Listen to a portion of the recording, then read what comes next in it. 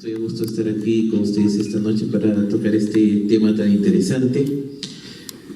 Básicamente, el tema que voy a exponer a ustedes son los elementos de la responsabilidad civil en la violencia familiar. La responsabilidad civil derivada de las relaciones familiares se puede decir que durante el tiempo ha ido evolucionando, ¿correcto? En un principio, esto se trataba o se estableció algo que se llamaba doctrina de la inmunidad. Esta doctrina de la inmunidad nos decía que si el derecho permitiese una acción de daños entre cónyuges y entre consanguíneos, se terminaría destruyendo la armonía del hogar. Es por esa razón que durante muchos años el pensamiento era no permitir acciones de responsabilidad civil que derivaran de relaciones familiares. Se pensaba en la familia como un ámbito muy privado, ¿correcto? Como un ámbito muy cerrado, e inclusive se pensaba que esa condición de parentesco, ¿no?, justificaba una especie de derecho a dañar, ¿correcto? Esa fue así se trató, lo que se llamaba la doctrina de la inmunidad. De esa doctrina de la inmunidad evolucionamos hasta la responsabilidad civil. Y hoy se entiende que los daños que se pueden producir dentro del ámbito familiar no forman parte de un subsistema inmune como se pensaba, sino que también se ciñe a los principios de la responsabilidad civil. Pues bien, cuando hablamos de responsabilidad civil derivada de relaciones familiares, debemos enmarcarlo dentro del tipo de responsabilidad civil extracontractual. Debe marcarse dentro de este tipo de responsabilidad, dado que las relaciones familiares no emanan de una relación contractual ni de una obligación convencional. Más bien, este tipo de responsabilidad tiene características de la llamada responsabilidad aquiliana. No son daños, propiamente dicho, derivados de obligaciones convenidas, sino que provienen del incumplimiento de deberes legales. Por ejemplo, en el matrimonio, como ustedes bien saben, cuando uno se casa, surgen entre los cónyuges una serie de deberes legales. Dice también cuando una persona, este tipo de responsabilidad, ¿no?, surge cuando una persona viola este deber genérico de no dañar. Entonces, cuando una persona lesiona un derecho subjetivo de otra, estará obligado al resarcimiento de los daños que cause. La violencia familiar en realidad es definida como aquella que nace del ejercicio desigual de la autoridad en las relaciones de poder. Es aquella que surge en el núcleo familiar y que se ejecuta cíclica o sistemáticamente, continuamente, por un miembro de la familia, al que se llama agresor, contra otro miembro de la familia, que comúnmente llamamos receptor o víctima, a través de actos como la violencia física, como la violencia psicológica, como la violencia sexual. Y la ley 30.364 nos ha traído un nuevo tipo de violencia, que es la violencia económica o patrimonial. El fin, se dice, de esta violencia generalmente es mantener un estatus de jerarquía, ¿no es cierto?, del agresor frente al receptor de las agresiones. El maltrato que se da dentro de la violencia familiar tiene algunas características. Este maltrato puede ser directo, también puede ser indirecto. La ley vigente nos habla de maltrato por acción, también puede haber maltrato por omisión. Otra característica es que el maltrato se produce dentro de una relación familiar, se produce en relaciones asimétricas en el hogar, y también la ley 30.364 nos ha hablado de personas vulnerables dentro del hogar que merecen especial atención, como son las mujeres, como son los niños, los ancianos, y también las personas desvalidas, que vendrían a ser los sujetos vulnerables dentro del núcleo familiar. Ahora, si nosotros vemos las diferencias que existen entre la vigente ley 30.364 y su antecesora, que fue la ley 26260, o si quieren llamarla 26.260, vemos diferencias bien marcadas. Respecto de este tema en específico de la responsabilidad civil, nosotros podemos decir que la antecesora, es decir, la ley 26.260, propiamente dicho, estableció un proceso de responsabilidad civil familiar. Así estaba establecido. Es por ello que en el anterior proceso, en el proceso que hoy está derogado, ¿verdad? Es por eso que en ese anterior proceso el juez no solamente establecía, por mandato de la ley, no solamente establecía las medidas de protección, no solamente establecía la existencia o inexistencia de la violencia familiar, sino que además tenía que fijar una reparación civil a favor de la víctima. Como ustedes saben, el sistema con la anterior ley era, o se previó dos vías diferentes que se tramitaban de forma diferente, que era la vía penal y la vía civil. En cambio, esta nueva ley viene a establecer propiamente dicho un proceso tutelar. Es un proceso especial que tiene dos fases, ¿correcto? Dos fases. La primera fase es la que se denomina fase de protección, que corresponde a este proceso tutelar.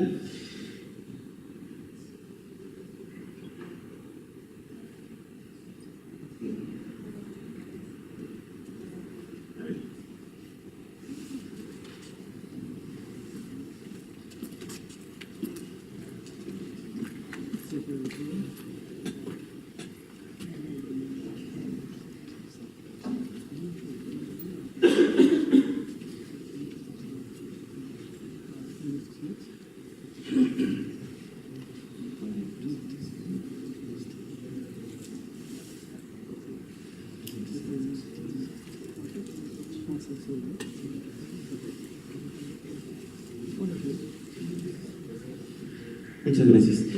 Bien, como les decía, con la nueva ley se ha establecido dos fases. La primera fase es la fase tutelar, que nosotros llamamos fase de protección, y que inicia con la denuncia, que puede ser presentada por cualquier persona, que puede ser presentada ante la policía, ante el Ministerio Público o directamente ante el juzgado de familia. Y esta fase culmina con el dictado de una resolución de un juez de familia, dictando medidas de protección o medidas cautelares en salvaguarda de la víctima. La segunda fase de este proceso es la fase sancionadora, propiamente dicho, el proceso penal, donde lo que se busca es la represión del agresor por faltas o delitos, lesiones físicas o psicológicas, y que termina ante un juez de paz letrado o ante un juez penal a través de una sentencia condenatoria o absolutoria. Dentro de las competencias de la nueva ley o de la vigente ley, el proceso tutelar al juez de familia le otorga competencia para dictar medidas de protección y medidas cautelares en salvaguarda de la víctima. Medidas que, como ustedes saben, se ciñen bajo un principio de provisionalidad. Prácticamente estamos hablando de medidas cautelares. Tienen una similitud las medidas de protección y las medidas cautelares. Ambas se basan en una verosimilitud, no en la existencia o no de la violencia, sino en una probable existencia. Se basan en el peligro en la demora. Ambas son provisionales porque dependen de lo que se va a resolver después en la etapa penal. Y la competencia que esta ley otorga al juez penal es, en sentencia, fijar la sanción en caso de que en caso de una sentencia condenatoria, y como está puesto ahí en negrita, es ahora el juez penal al que corresponde disponer la reparación tratándose de los delitos de violencia familiar. Además, el juez penal puede disponer la continuidad o la modificación de las medidas de protección y de las medidas cautelares que haya dictado el juez de familia, o si la situación lo amerita, también tiene competencia para dictar nuevas medidas de protección o nuevas medidas cautelares. Bien, veamos ahora los elementos de la responsabilidad civil derivada de la violencia familiar. Como lo dije hace unos minutos, este tipo de responsabilidad se enmarca dentro de lo que es la responsabilidad civil extracontractual. Entonces, los elementos de la responsabilidad civil extracontractual deben estar presentes tratándose de, o cuando uno solicite una indemnización por actos derivados de violencia familiar. Y dentro de estos elementos, el primer elemento, que ustedes también lo deben conocer muy bien, es la antijuricidad. La antijuricidad es uno de los requisitos fundamentales de la responsabilidad civil en general, sea contractual o sea esta extracontractual, por cuanto se entiende que solo nace la obligación legal de indemnizar cuando se causa daño a otro u otros mediante un comportamiento o conducta que no es amparado por el derecho, por contravenir una norma imperativa, los principios que conforman el orden público o las reglas de convivencia social que constituyen las llamadas buenas costumbres. Bien, cuando nosotros hablamos de violencia familiar, y como se puede ver ahí en el gráfico, podemos ver que la violencia familiar en sí afecta a varios derechos fundamentales. La violencia familiar vulnera varios derechos fundamentales y principios, como por ejemplo la dignidad humana, ¿no es cierto? La vida, tratándose pues ya de los casos más graves, por ejemplo el feminicidio, la integridad moral, física y psíquica de una persona, y también puede afectar la esfera del derecho a la libertad. Entonces, como en resumen, la antijuricidad se da por la vulneración de estos derechos, la vulneración del derecho a la integridad personal. La integridad personal es un derecho muy amplio, ¿correcto? El derecho al honor, a la buena reputación, la vulneración de la paz y la tranquilidad familiar, el derecho de gozar de un ambiente equilibrado y adecuado al desarrollo de la persona, el derecho a no ser víctima de violencia moral. Eso es un derecho constitucional, ¿verdad? No ser víctima de violencia moral, de violencia psíquica o física, ni sometido a tortura, ni a tratos inhumanos o humillantes, tal y como lo establece el artículo 2 de la Constitución. Entonces, ¿por qué hablamos de antijuricidad? Porque en estos casos, la violación de este derecho amplio que decíamos que es la integridad personal es reprochada por el ordenamiento jurídico, y si es reprochada por el ordenamiento jurídico, entonces constituye un hecho ilícito que no es amparado por el derecho. Este derecho de la integridad personal lo podemos ver desarrollado, por ejemplo, en esta sentencia que ustedes pueden ver allí, emitida por el Tribunal Constitucional, donde nos dice el máximo intérprete de la Constitución que el derecho a la integridad personal se encuentra vinculado, dice, con la dignidad de la persona, con el derecho a la vida, a la salud, a la seguridad personal, y además nos dice que tiene implicación con el derecho a la salud en la medida que esta última tiene como objeto el normal desenvolvimiento de las funciones biológicas y psicológicas del ser humano. El segundo elemento que tiene que estar presente si yo quiero demandar una indemnización una indemnización por perjuicios derivados de la violencia familiar es el daño. Entonces, para determinarse la existencia de responsabilidad civil, debe existir daño. El daño debe estar acreditado. Pero decíamos que esta afirmación tan simple no quiere decir que cualquier daño que se produzca en el ámbito de la familia deba ser indemnizado. Por ejemplo, el hecho de nacer en una familia desavenida no da derecho a accionar por daños, tampoco lo confiere en la falta de sentimientos amorosos de una persona hacia otra, o se puede obligar a una persona a querer a otra. No les pregunto. Tampoco lo confiere el adoptado, por ejemplo, no tiene derechos contra la madre natural que lo entregó a otra familia porque no podía mantenerlo. Esos son algunos ejemplos donde no procede la indemnización. O el hijo que no se siente querido no puede demandar a su madre porque tiene otro hijo preferido. Si bien esto puede ser fuente de perjuicio, pero son situaciones que no son indemnizables. ¿Por qué? Porque estas son situaciones humanas que, si bien pueden causar perjuicios, son deberes que no pueden ser forzados mediante una amenaza de pago en dinero, por esa razón. Entonces, no toda desaveniencia da lugar al pago de una indemnización, ¿correcto? Nosotros lo sabemos y creo que es algo natural. Nosotros tenemos también vida de pareja, ¿verdad? Algunos de ustedes estarán casados, otros convivirán, y nosotros sabemos, o en nuestra vida familiar, nosotros sabemos que dentro de la vida familiar siempre surgen desavenencias entre nosotros, ¿no? No todo es armonía, pues, en el hogar. Siempre surgirán razones de discusión entre dos cónyuges, entre dos convivientes. Sin embargo, no toda desaveniencia debe dar lugar a una indemnización, sino solamente aquellos conflictos, si quieren llamarlos, que superen todo criterio de razonabilidad y solo reflejan el abuso de poder al interior de la familia. Sí, siempre y cuando que estas acciones resulten generadoras de daños. Entonces, el juez o el fiscal no deben participar en cada dilema o discusión familiar, salvo cuando dicho conflicto involucre violencia, donde resulta obligatoria la presencia estatal, en esos casos, para que se ejerza la tutela correspondiente.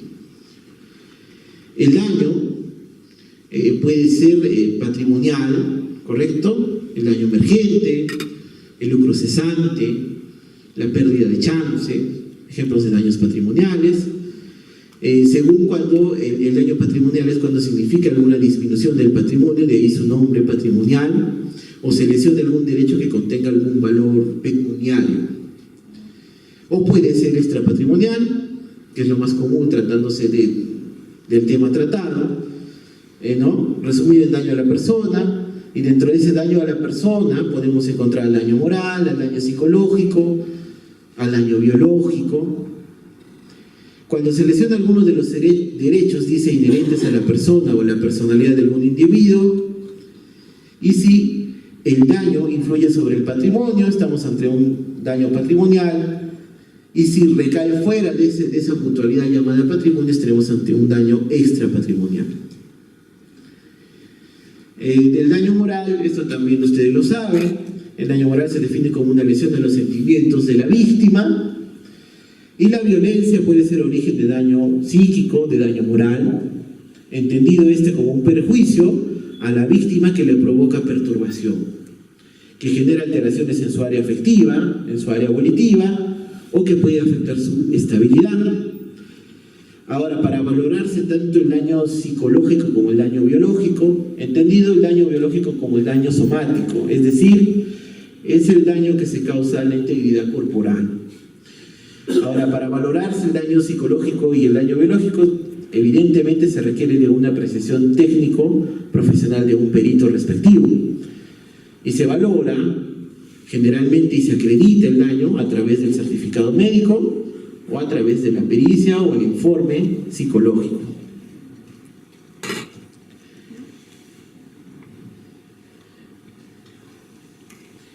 Respecto del daño, también los daños patrimoniales de los que hemos hablado, el daño emergente, el lucro cesante, ¿verdad? Son daños resarcibles, entendiéndose al daño emergente como el empobrecimiento del factor económico actual del patrimonio del sujeto, y el lucro cesante como la ganancia o utilidad que se deja de percibir. En esta clase de procesos, yo podría solicitar, por ejemplo, como está ahí, como reparación de daño emergente, podría solicitar el pago de los gastos médicos y de farmacia que hayan sido realizados por el agraviado o agraviada. Ejemplo, podría yo solicitar que se me indemnice por los gastos de hospitalización, por las atenciones quirúrgicas, imagínense casos graves de violencia, que hemos estado viendo también a través de los medios de comunicación, ¿no? Como una chica quemada, o la pareja que le tira agua hirviendo a su pareja, ¿no? Se puede incluir aquí las consultas médicas, los tratamientos dentales también, los tratamientos psiquiátricos y los tratamientos psicológicos, que evidentemente también demandan un gasto que se puede traducir en empobrecimiento de la víctima. Dentro de este daño emergente también podemos incluir a los gastos judiciales y a los gastos de protección. ¿A qué me refiero con gastos de protección? Por ejemplo, en casos graves de violencia, muchas veces la víctima tiene que mudarse del domicilio, ¿verdad? Y al mudarse del domicilio, obviamente tiene que buscar un techo donde dormir. Entonces, ese alquiler, ese alojamiento generado también podría significar daño emergente. Y también se puede incluir dentro de esta categoría las reparaciones de la propiedad. Las reparaciones de la propiedad, que muchas veces también se afectan, ¿no? Daños a la propiedad. Dentro del concepto de lucro cesante podemos incluir la pérdida de horas o de días laborables, y podemos incluir también el no poder obtener ingresos habituales debido a que el agresor destruyó las herramientas de trabajo. También se incluye esto. Muchas veces pasa eso, que en el momento de la violencia el agresor, por un acto de cólera, destruye las herramientas de trabajo. Y esto puede originar o puede impedir al agraviado el ejercicio, imagínense, de algún oficio, por ejemplo, y la correspondiente pérdida de dineraria, ¿no es cierto? La correspondiente pérdida de ganancia que podía haber percibido.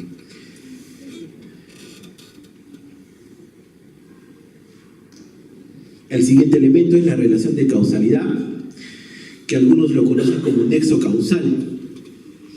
En términos simples, la relación de causalidad es aquel elemento de la responsabilidad civil que vincula al daño con el actuar humano, o dicho en otras palabras, aquel elemento que relaciona al daño con el hecho de la persona o de la cosa. ¿Cómo se da la relación de causalidad? ¿Qué es lo que el juez debe evaluar? En principio, tratándose de la violencia familiar, lo primero que el juez hará es constatar episodios de violencia, es decir, constatar la acción.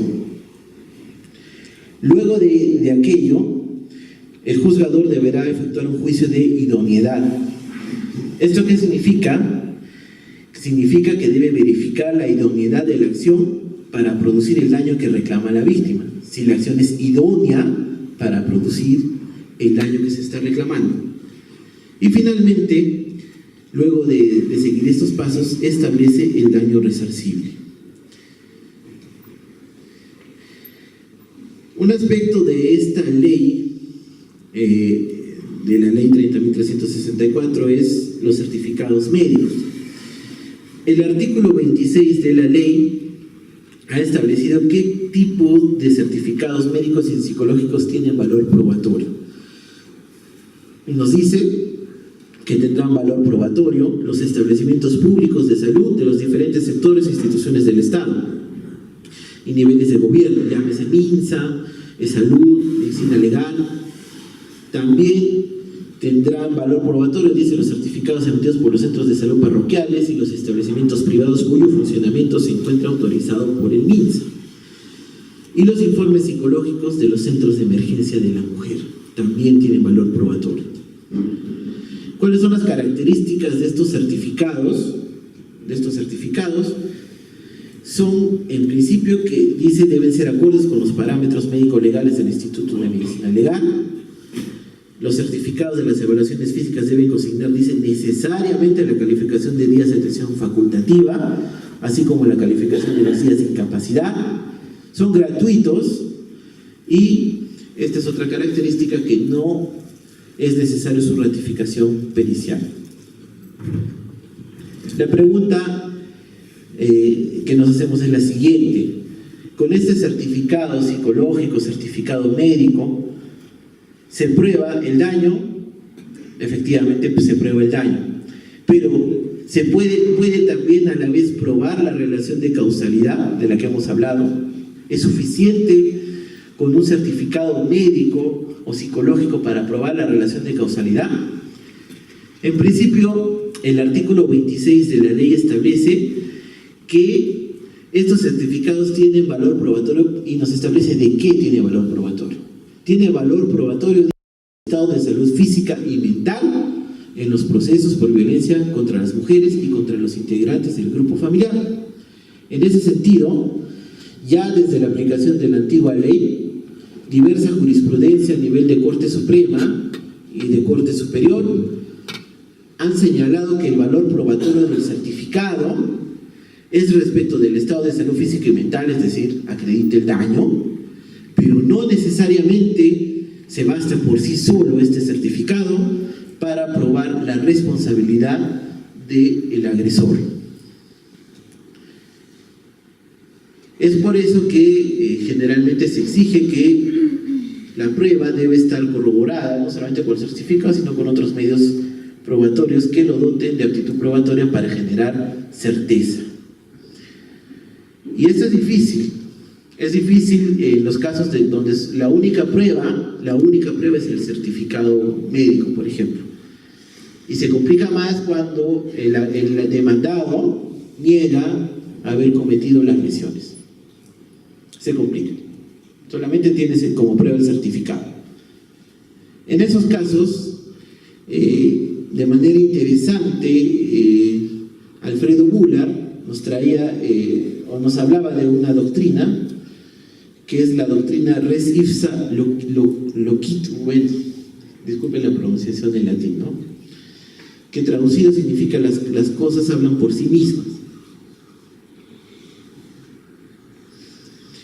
Esta doctrina se puede aplicar en estos casos donde el único medio probatorio sea el certificado médico. Y nos dice que al aplicar esta doctrina se deben seguir algunos pasos. Por ejemplo, en principio se deben aplicar las reglas de la experiencia y del sentido común. Para aplicar esa doctrina nos dice que el demandante descarte otras posibles formas mediante las cuales el evento pudo haberse producido.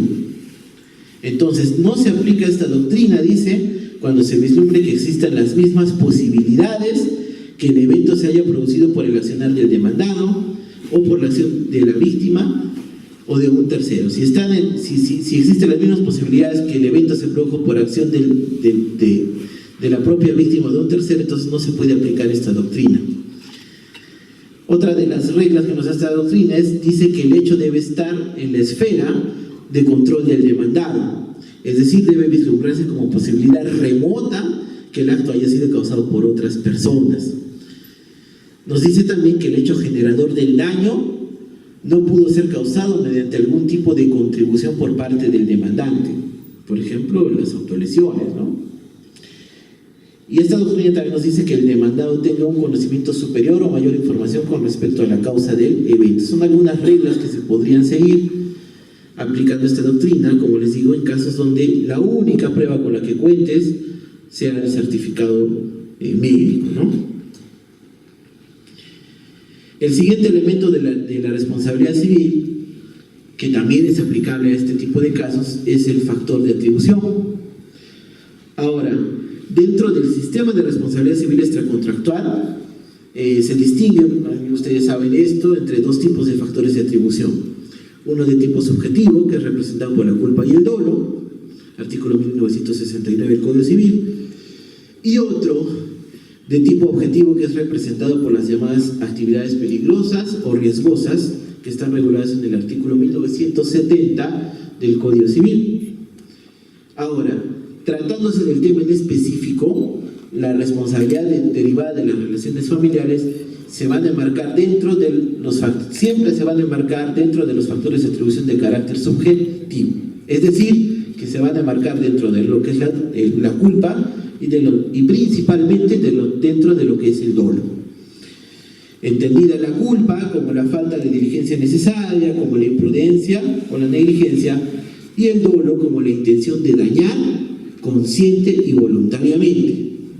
Es decir, cuando el agente sabe de antemano las consecuencias dañosas del acto que se lleva a cabo y a pesar de ello busca premeditadamente la consecución de su voluntad. Generalmente en este tipo de casos hablamos de dolo. Y nos decía que nadie agrede a otra persona si no es con intención de dañarla, ¿no? Salvo que se trate, por ejemplo, de una agresión hecha en legítima defensa.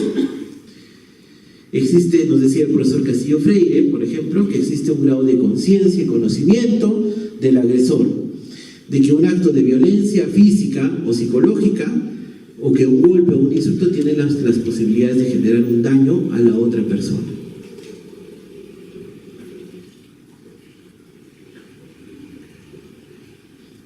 Por eso es que en este tipo de casos generalmente hablamos como factor de atribución del dolo.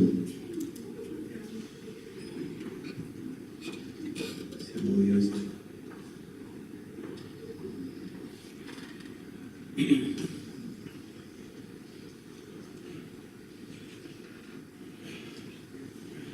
Y finalmente, ya para concluir mi ponencia y darle paso a la doctora, voy a hablarles un poco de la reparación del daño. En este caso, la procedencia de la acción de responsabilidad civil es independiente, ¿correcto? Es independiente. Es decir, que no requiere o no depende de una demanda de separación de cuerpos o de divorcio. ¿Correcto? Nosotros podemos acudir al Poder Judicial directamente a pedir una indemnización de daños y perjuicios derivado por violencia familiar. No es necesario que esto sea una pretensión accesoria, ¿no?, de un proceso de divorcio, por ejemplo. ¿Y esto por qué se da? Porque el resarcimiento no tiene como origen el divorcio, sino que tiene como origen el daño causado. ¿Correcto? Si hablamos de una responsabilidad extracontractual, evidentemente el plazo de prescripción es de 2 años. Ahora, al amparo de la ley 30.364, la resolución que dicta medidas de protección, y esto es lo que compete actualmente a los jueces de familia, no se pronuncia sobre la existencia o no de violencia. El juez de familia actualmente no ha emitido un pronunciamiento de fondo. Por lo que al eliminarse el proceso de la ley anterior, la 26.260, y no habiendo previsto la ley especial vigente, la reparación, es que la víctima debe acudir a la vía civil para obtener el resarcimiento económico. Debe acudir a la vía civil, necesariamente a través de un proceso de conocimiento, ¿verdad? Al momento de repararse el daño, bueno, el juez debe tener en cuenta la magnitud del perjuicio, el costo del tratamiento, si es que la víctima ha recibido tratamiento, y evidentemente también se puede tomar en cuenta los daños patrimoniales, de los que ya hemos hablado, ¿verdad? Los costos médicos, los costos de farmacia. Si el dañado en el proceso penal se constituyó en actor civil, no debe solicitar nuevamente un resarcimiento en el proceso civil. Y esto se debe a que existe o se debe respetar el principio de cosa juzgada. Si ya se discutió, si el agraviado ya se constituyó, porque como sabemos hoy la violencia es un delito, pero si el agraviado ya se constituyó en actor civil, ya se discutió en la vía, ya se discutió en la vía penal la reparación y ya fue resarcido, no debería solicitar nuevamente el mismo resarcimiento en el proceso civil. Y finalmente, evidentemente, lo que es daños no patrimoniales, como el daño moral, ¿no?, son de difícil probanza. Es muy difícil establecer el quantum indemnizatorio de daños no patrimoniales.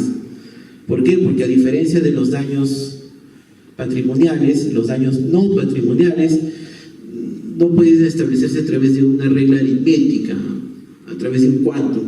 ¿Cuánto ganaba hoy y por no trabajar cuánto dejé de percibir? O el daño emergente, que es fácil de probar, ¿verdad?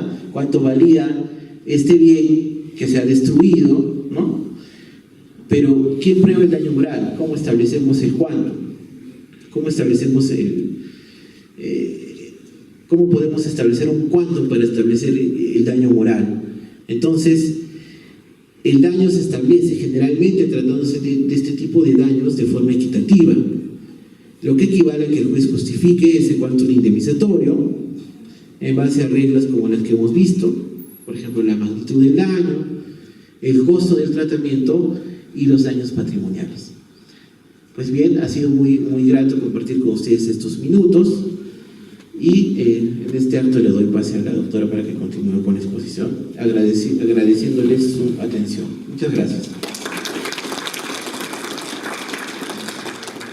Con el seminario damos paso, como mencionó el doctor Javier, a la doctora Cecilia Mercedes Sánchez García, quien es profesional abogado con experiencia profesional más de 14 años y en la administración pública por más de 5 años. Actualmente abogada del Centro de Emergencia de Miraflores, especialista en litigio en materia penal, civil, constitucional y administrativa. Docente también de la Escuela de Suboficiales de la Policía Nacional de Perú. La recibimos con un fuerte aplauso. Buenas noches. Ya después de toda la exposición del doctor, ya me ha dejado sin piso. Creo que lo ha explicado casi todo en lo referente a la responsabilidad civil y sus elementos. Yo creo que es necesario establecer que ahora, con la nueva ley 30.364 sobre violencia familiar, no solamente se ha establecido la violencia contra la mujer y el grupo interfamiliar, sino también establece la violencia de género y la violencia patrimonial.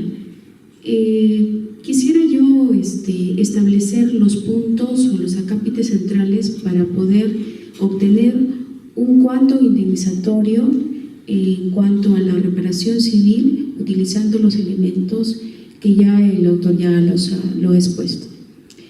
Primero, ante todo, voy a tocar puntos del Código Penal y Código Procesal Penal y en lo referente a los delitos configurados ahora, porque debemos tener en cuenta que ahora la violencia familiar se deriva en delitos y faltas. Aquí más o menos un esquema. La violencia ahora se esquemiza, hay un esquema de 4 factores, que son la violencia física, la violencia psicológica, la violencia sexual y la violencia patrimonial. ¿Y cómo podemos establecer dentro del Código Penal la violencia física? Porque, ojo, el juez especializado en familia solo dicta las medidas de protección, pero ¿quién va a hacer la investigación? En este caso, la Fiscalía Penal de Violencia de Género. Y la violencia física se establece en los artículos 121b y 122b del Código Penal. Y la violencia psicológica también lo establece en esos 2 artículos. Sin embargo, que la violencia psicológica se va a determinar por el daño psíquico y la violencia propiamente dicha, pero tiene que estar establecida por la violencia que ha dañado tu psiquis interna.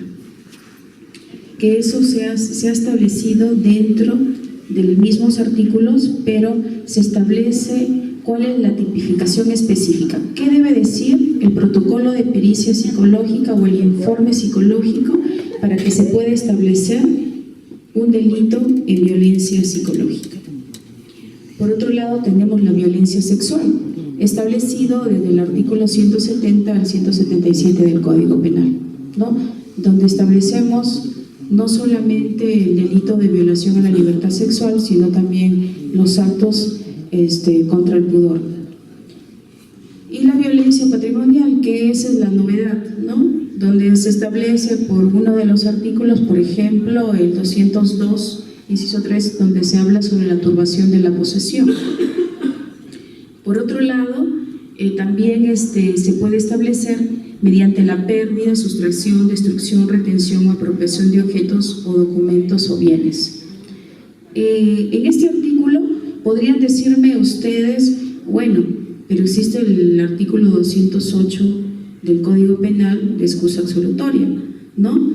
Donde entre cónyuges o convivientes o parientes en línea recta, ya sea hacia arriba o hacia abajo, o los hermanos o los cuñados que viven en el mismo hogar, existe una excusa absolutoria ante estos delitos, ya sea de hurto, defraudaciones o el que ya referí, ¿no? No obstante ello, el mismo artículo refiere que cuando se conlleva de actos de violencia familiar, no existe excusa absolutoria. Entonces, esta es la novedad, ¿no? Para que la violencia patrimonial no quede exenta de responsabilidad penal y civil. Por otro lado, nos vamos al Código Procesal Penal, ¿no? En el Código Procesal Penal, si bien es cierto, se establece que cuando el juez cuando el fiscal ha formalizado la investigación preparatoria, el agraviado se constituye en actor civil a efecto de poder participar en la coadyuvación de la investigación y también para poder probar el quantum indemnizatorio ya en el juicio oral, ¿no? No obstante ello, también el fiscal, si es que en la parte agraviada no se ha constituido en actor civil, bueno, ya estas cosas no están aquí, los voy a pasar. En cuanto a ese esquema, donde ya el fiscal ha formalizado la investigación preparatoria, ¿no? Ya te da la participación del agraviado para que pueda coadyuvar en la investigación y poder, con los medios probatorios, probar el quantum de su reparación civil, probando en este caso con los elementos de la responsabilidad civil. No obstante ello, no quita que el proceso penal tenga una consecuencia de daño. Es por eso que también se pide una reparación civil. Y el Acuerdo Plenario 6/2011 refiere que para pedir una reparación civil no es necesario separar el proceso penal del proceso civil, o sea, por economía procesal y a fin de no poder llenar pues los juzgados de sendas demandas por indemnización por daños, sea la fiscalía o el actor civil deban fundamentar con los elementos de la responsabilidad civil, en este caso, cuál sería el quantum indemnizatorio por el delito derivado de la violencia familiar. Es por eso que ahora, como podemos ver, ¿no? Lo voy a poner de ejemplo, si algunos son abogados de víctimas, que, bueno, les llegó la notificación y ya la fiscal había acusado, entonces ya no te da la posibilidad de constituirte en actor civil y solamente como agraviado pues estás sentado ahí y no puedes oponerte al monto que has solicitado porque, bueno, la fiscalía dice, tú tienes la opción de ir a la vía civil, pues no, ándate, como dijo el doctor, a un proceso de conocimiento para pedir tu indemnización por un acto derivado de una violencia familiar. Pero ojo, el Acuerdo Plenario dice que estamos en un proceso penal también derivado de un delito, también debe conllevar aparte la reparación civil y que esa reparación sea como un mini proceso civil, donde tú en juicio oral tienes que probar todos los elementos de la responsabilidad civil para establecer un quantum. Y eso también lo debe hacer el Ministerio Público, porque no obstante ello, pues el Ministerio Público dice, bueno, si no te has constituido, ándate pues a la vía civil. Pero ojo, ellos tienen también la obligación de fundamentar no solamente la pena, sino también la reparación civil. ¿Y cuáles son las reparaciones civiles que comúnmente solicitan el Ministerio Público por unas lesiones? 300 soles, 500 soles. ¿Ustedes creen que eso debe ser, o sea, si vamos a estudiar todos los elementos de la responsabilidad civil que aparecen en este cuadro, ¿ustedes creen que sea 300 soles o 500 soles la reparación civil y que esa reparación civil sea justa? Y más aún cuando los jueces a la hora de fundamentar la reparación civil establecen no creo que ni más de media página el por qué están estableciendo dicho monto. Entonces no están cumpliendo con lo que dice no solo el Acuerdo Plenario, sino contra el principio de que en el proceso penal ahora se debe establecer también la reparación civil de manera correcta, fundamentada, ¿no? Cumpliendo todos los lineamientos de proporcionalidad, para que puedan solicitar un quantum idóneo, ¿no? Entonces, volviendo al tema, como ya refirió el doctor, la acción, ¿no? Los elementos de la responsabilidad civil que están en la acción de toda manifestación o actitud en hecho que en contra de los principios básicos del derecho, los factores de atribución, en este caso el dolo o culpa, pero ojo, los delitos de violencia familiar solamente se establecen por dolo, porque si vamos a hablar de lesiones, las lesiones no pueden ser culposas, porque yo he tenido la intención de dañar, porque si no nos estaríamos ante un proceso de lesiones culposas, no tendría sentido. Entonces ya no es derivado de una violencia familiar, sería un proceso de lesiones culposas.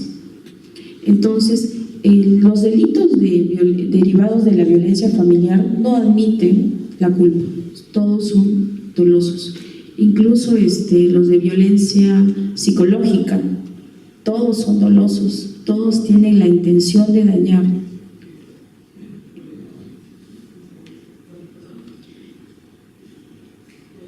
Bueno, en la cuestión de la reparación civil sobre la certeza del daño, bien lo ha explicado el doctor acerca del daño patrimonial, ¿no? Él refirió que se tiene que explicar al juez todo lo gastado, ¿no?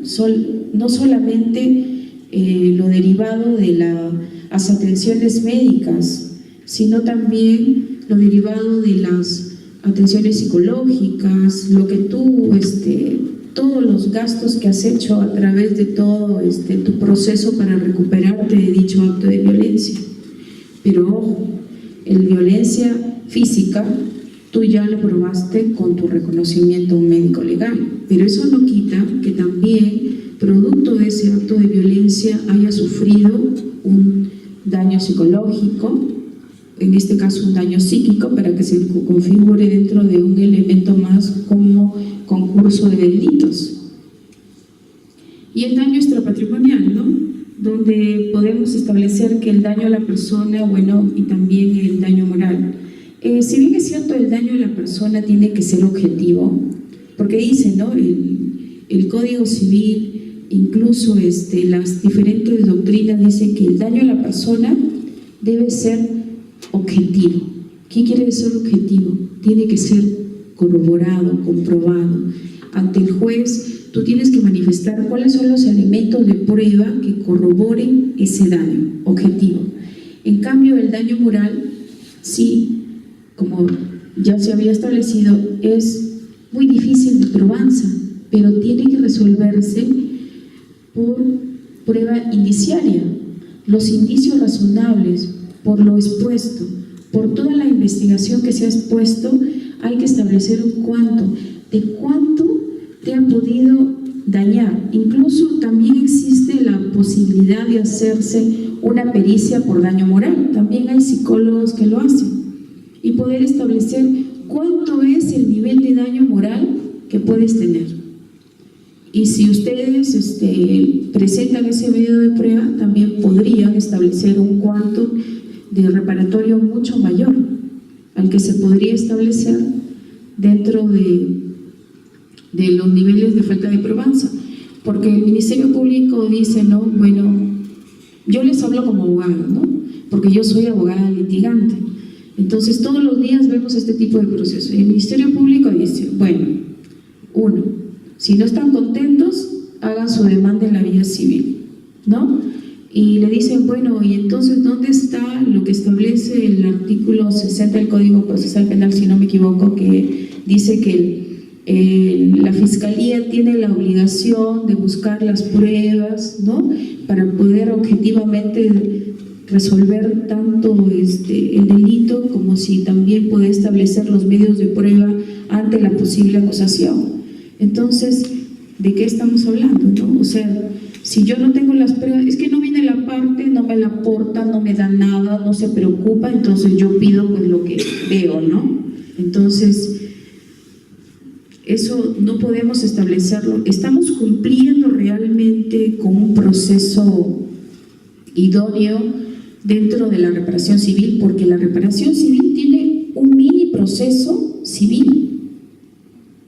O sea, ahora el litigante que ve este tipo de casos penales y está por parte de la víctima, igual por el parte del imputado, tiene que tener conocimiento sobre los elementos de la reparación civil y el procedimiento. ¿Por qué? Porque hay que establecer cómo se puede probar el quantum de la reparación civil. ¿Qué elementos de prueba necesito para que pueda yo establecer un quantum razonable y proporcional al hecho cometido? Hace poco estuve en un proceso de feminicidio donde la señora vive con una bolsita fuera de su cuerpo para poder vertir todos, porque no tiene cómo digerir los alimentos, solo come huevo duro, y la pena fue de 7 años y nunca se había constituido en actor civil como para poder reclamar también.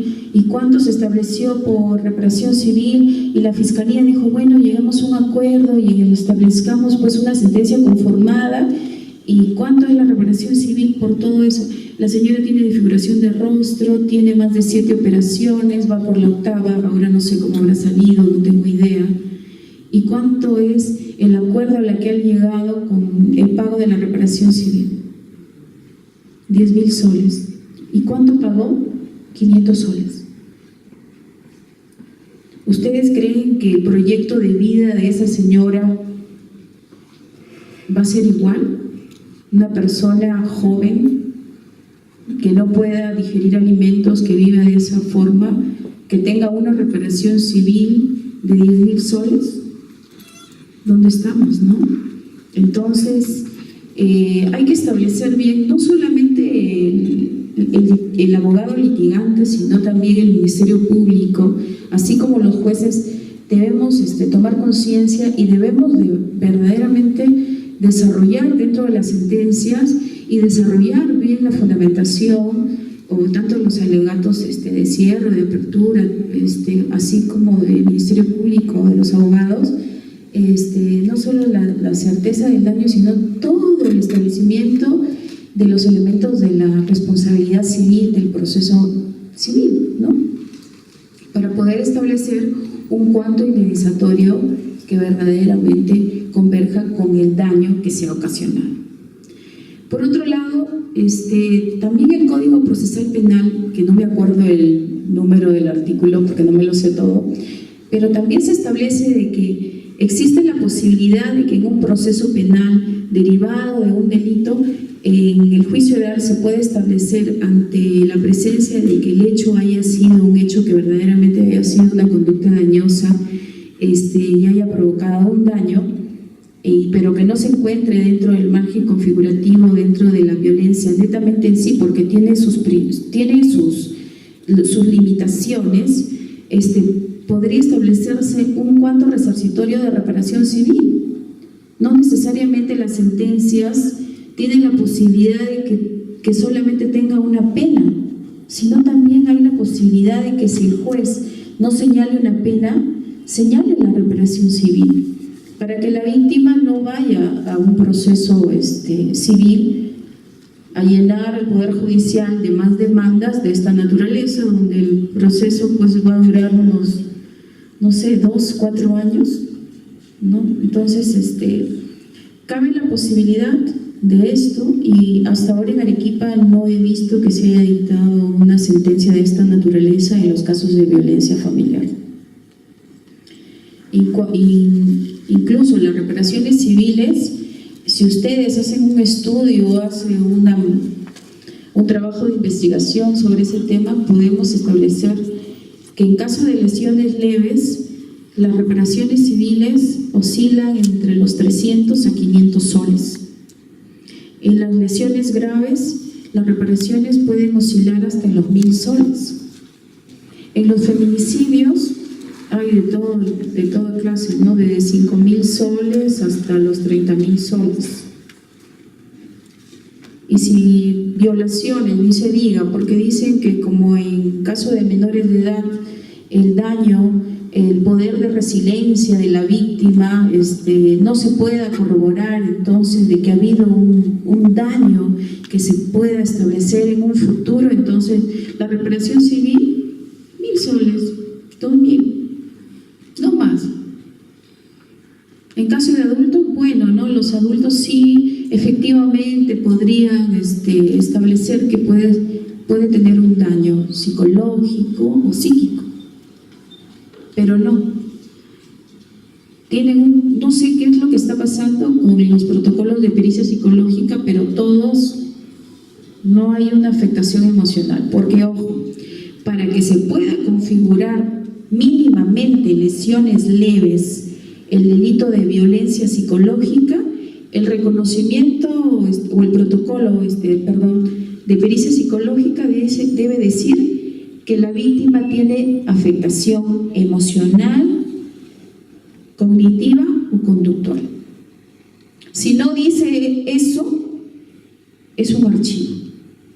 O sea, ha sufrido un acto de violencia, la señora trae un estrés emocional, emotiva, del momento, ha podido sufrir miles de insultos reiterativos. Sin embargo, si el psicólogo que la evalúa no establece mínimamente que hay afectación emocional como resultado, conclusión de ese certificado, el doctor aquí presente le va a dictar medidas de protección, claro, porque ellos lo hacen de manera preventiva y no evalúan, porque incluso podrían resolver sin ningún protocolo de pericia, sin ningún informe, nada, ¿no? Ante la inminencia probabilidad de un hecho de violencia. Pero la fiscalía no. La fiscalía, que se encarga de investigar este tipo de delitos, si el certificado de sus clientes o de sus familiares, etcétera, dice que no tiene afectación emocional, es un archivo. Y si dice que si hay maltrato por violencia familiar, bueno, se irá al juzgado de paz letrado por a un proceso de maltratos, ¿no? Donde la pena va a ser mínima, ¿no? Entonces, estamos hablando de que de los más de 1.000 casos, pues de afectación emocional, pues tendrán 5, 10 máximo, no más. Incluso todas las usuarias que van al centro de emergencia mujer, de las 20 personas diarias que se evalúan, a veces ninguna tiene afectación emocional. Y yo les pregunto a los psicólogos, ¿pero qué es lo que está pasando? ¿Por qué no hay afectación emocional? Bueno, es que la afectación emocional son actos de violencia reiterativos que te puede causar incluso daño somático, ¿no? Bueno, es difícil de establecer y tiene que ser. Y el daño psíquico, que es otra jarana. El daño psíquico que sí se puede establecer porque es la de mayor probabilidad de que sea con una pena superior y que es más grave, el daño psíquico, tiene que establecerse de que la víctima no haya tenido contacto por más de 6 meses con el agresor y ni aún así se establezca que tiene un fuerte afectación psicológica, temor, y incluso un ejemplo, ¿no? Que tenga un daño tal de que si le están tomando una pericia, un ejemplo que pasó en el centro de emergencia mujer, la señora tenía tanto miedo que decía, tengo que llegar a casa, me muero de miedo, por favor tómeme rápido la pericia, y miccionó en su asiento, se miccionó. Entonces, ese es un ejemplo de afectación emocional. Claro, pero afectación, diré, daño psíquico, no. ¿Por qué? Porque el daño psíquico solamente se puede probar luego de 6 meses que la víctima no tuvo contacto con el agresor. Entonces, en esas dos formas solamente podemos probar la violencia psicológica como lesión dentro del proceso de violencia familiar. Si no, no hay proceso, está archivado.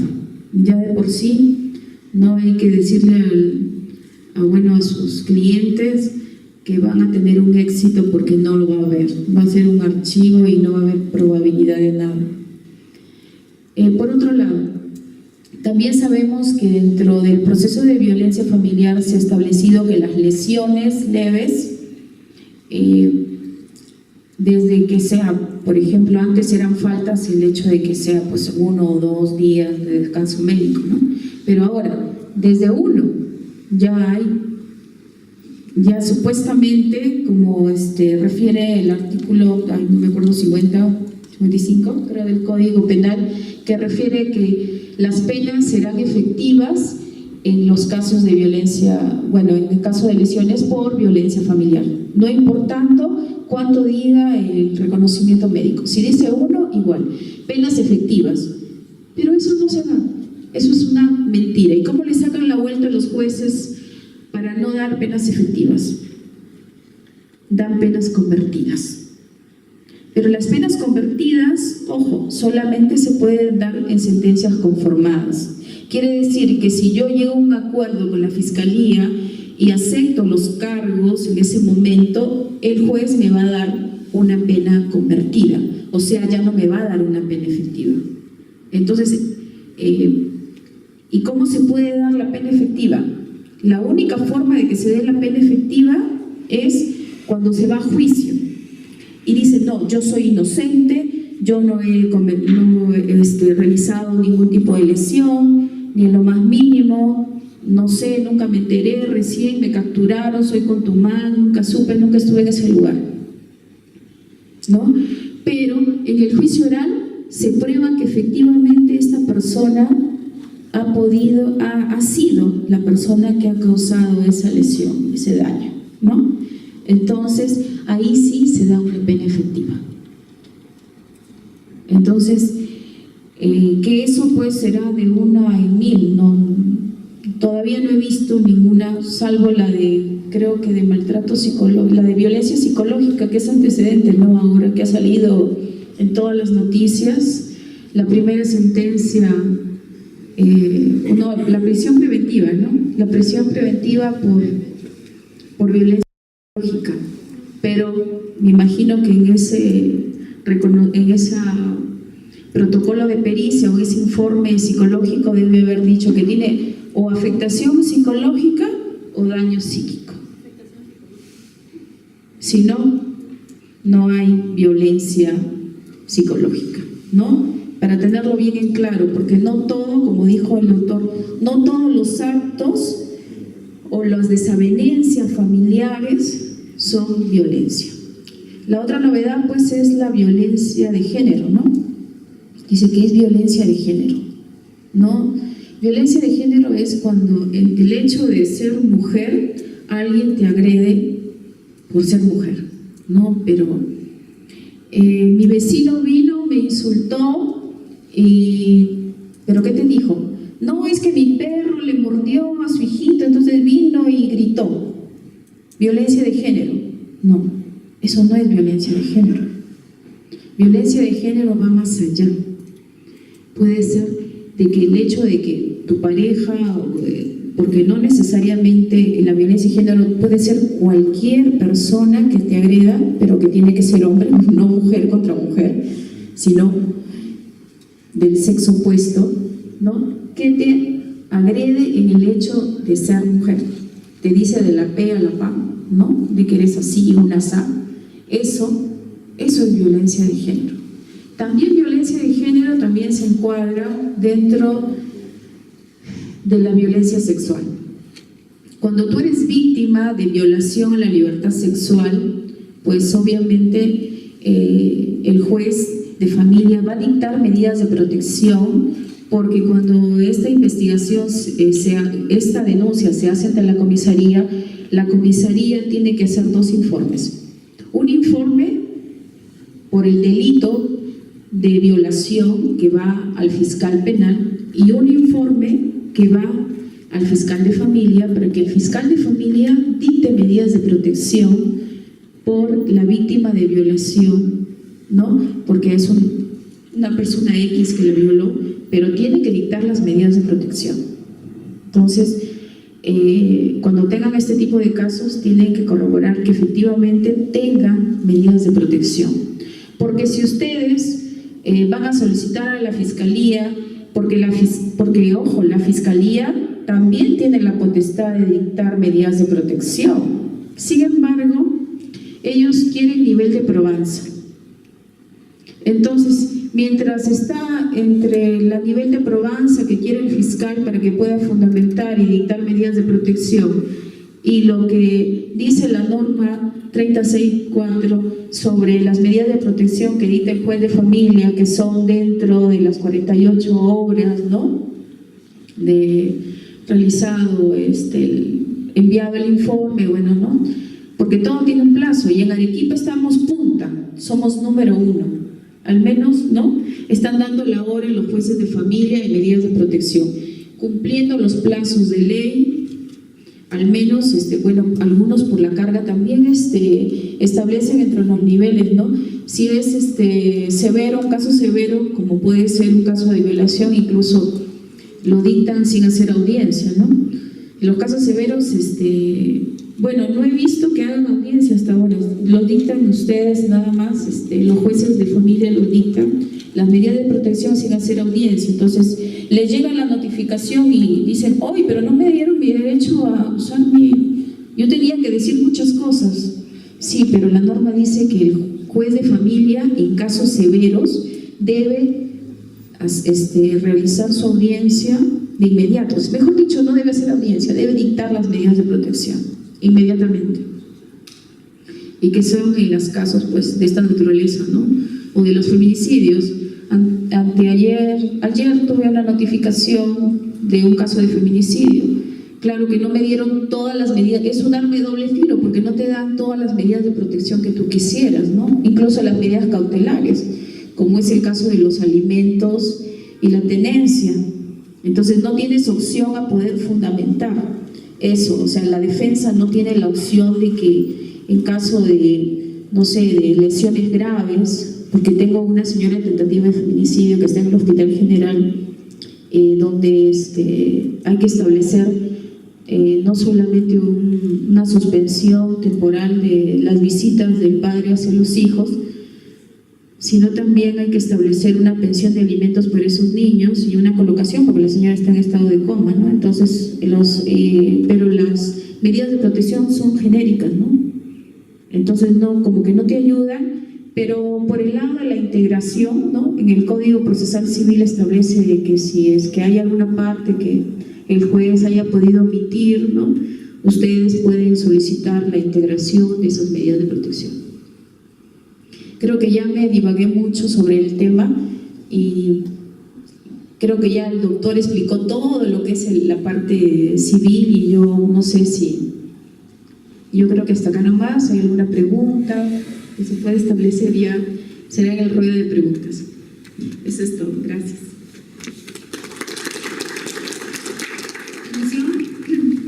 Vamos a tener la rueda de preguntas. Buenas noches, para el doctor Javier Calderón. Considero que no todos los supuestos de la violencia económica que establece la ley 30364 se encuentran penalizados. Así tenemos, por ejemplo, la pérdida de un objeto que le sirve para realizar su trabajo, la limitación de los recursos económicos, o cuando el empleador paga un menor salario a una mujer por el hecho de ser mujer. Estos supuestos no se encuentran tipificados como delito. Entonces, al no estar tipificados como delito, ¿cómo es que estas víctimas de violencia económica podrían encontrar una reparación civil? Si es que no va a seguir un proceso penal, no vamos a llegar a una sentencia penal donde el juez expida una reparación civil para estas víctimas. Y si revisamos la ley 30364, tampoco estas víctimas encuentran un proceso especial que les garantice la continuidad y vigencia de las medidas cautelares. Necesariamente tendrían que ir a un proceso civil de daños y perjuicios para poder ver reparados estos daños. Gracias. A ver. Efectivamente, cuando recién se entra en vigencia la ley, hubo un problema en lo que es la regulación de la violencia económico-patrimonial. Cuando recién entró en vigencia la ley, antes de que se modificara el Código Penal, algunas conductas como la que usted ha descrito, por ejemplo, recibir un salario menor, ¿no? Por un mismo trabajo, una mujer que recibe un salario menor, evidentemente no tenía una tipificación penal. Por lo cual, ¿qué pasaba con esos casos de violencia patrimonial? Hasta donde yo tengo entendido, el juez de familia podía dictar alguna medida de protección, pero al remitirse a la Fiscalía Penal y al no tener una tipificación penal o no tenía, el fiscal, el destino de esas medidas de protección era el archivo, ¿correcto? Porque en lo que es el ámbito penal se ciñen a lo que es el principio de legalidad. Posteriormente, hubo una modificatoria donde se estableció, por ejemplo, de que entre cónyuges, la autora me ayuda un poco más con este tiempo penal, 208, ¿no? Donde se estableció, por ejemplo, que entre cónyuges podía haber pues delito de apropiación ilícita y algunos ilícitos que antes estaban vedados para familiares. Con eso, de alguna manera, algunos aspectos de esta violencia económica o patrimonial ya tenían una tipificación penal que podía ser conocida. Ahora, respecto de la pregunta, ¿qué pasa con esos aspectos que no están reconocidos? Que dice, o sea, no van a tener un éxito en la vía penal. Yo considero que la vía penal, y en este caso que estamos hablando de responsabilidad civil, la vía penal y la vía civil en realidad son vías diferentes. El hecho de que nada impide, en ese caso, nada impediría a esa víctima, si ha padecido algún perjuicio, de recurrir a la vía civil y solicitar una indemnización y probar los elementos de la responsabilidad civil que trataba. No creo que tenga un impedimento para eso, ¿no? No sé si algo más quisiera agregar la doctora. Bueno, en cuanto a la sustracción, como ya te referió el doctor, sería pues el hurto, ¿no? Porque te están dando tus objetos personales o lo que sea, pero se configura dentro del tipo penal como hurto. Entonces, lo que sí, porque fue esa tu pregunta, ¿no? Sustracción de los objetos personales que te sirven para tu labor. Pérdida de los objetos personales. Pérdida, pero también hay que interpretar a qué significa pérdida. ¿A qué te refieres con la pérdida? En el artículo 8 de la... Sí, pero pérdida podría ser la destrucción de estos objetos, o la pérdida podría ser el hurto de esos objetos, y por eso que ya le llamamos pérdida. Tendríamos que establecerlo bien dentro de la conducta típica, o sea, cuál fue el hecho de pérdida y poder tipificarlo, ¿no? Porque obviamente si me vas a decir pérdida así, entonces el objeto perdido obviamente, pero tiene que tener una connotación de conducta. ¿Qué es la conducta dañosa en ese momento, ¿no? Pérdida de qué forma se perdió ese objeto. Por eso que cada hecho debe ser tipificado, porque cada hecho es distinto, ¿no? De qué forma lo perdí, para establecerse dentro de qué conducta penal la podemos englobar. Y si no es así, pues, como te he dicho, el doctor, tendrías que ir a la vía civil, porque efectivamente hay una ley y tendrías que probar los elementos de la responsabilidad civil para obtener una reparación. Bueno, no habiendo ninguna otra pregunta. ¿Sí? Bueno, no habiendo ninguna otra pregunta, damos por finalizado el seminario de justicia civil, agradeciendo al doctor Javier y a la doctora Cecilia por su excelente exposición. Gracias.